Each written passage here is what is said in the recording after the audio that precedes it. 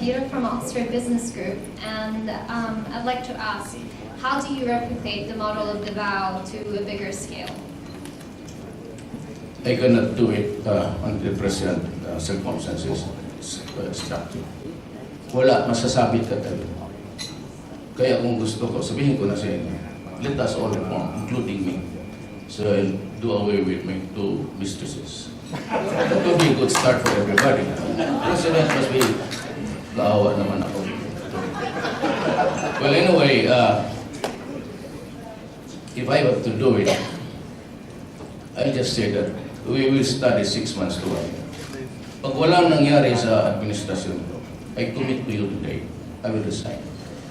But if I could not get even the slightest before, hihiritan ko talaga kayo. I'll declare a revolution on October. You will And then- declare a revolutionary government? Correct, ma'am.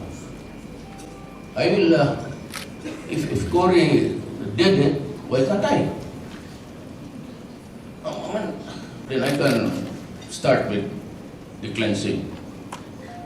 But it has to be, it has to start with me, the military, and the police. And I will use the money to increase the salaries of all teachers in the country. Nanay ko kasi maestra. Walang maestra na umuwi ng public school teacher na 18,000. They are eternally tied to the 5-6. 99% of all teachers, public schools. So, isa ko yan, na of course, yung military. Sabihin ko sa kanila, lalo na yung mga police. Sige, I'll increase your salaries. Putang ina mo ka nang barilin kita. O gano'n. Yan ang usapan na yan sa kwarto.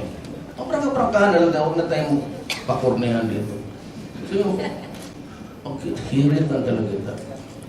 Kaya alam mo, ang driver ko na pulis, 3 anak niyang babae.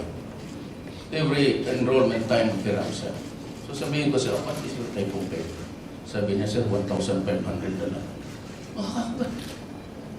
Tapos we demand very exacting tayo sa demand. But, gamitan mo na ng 1+1, alam mo talaga na magkukurap yan. We have to increase the salaries. I'll give you 50,000 pa 70,000. Marami akong pera eh. Alam mo bakit? Sarado yung Congress. But I will not dismiss the employees. Makakawin sila.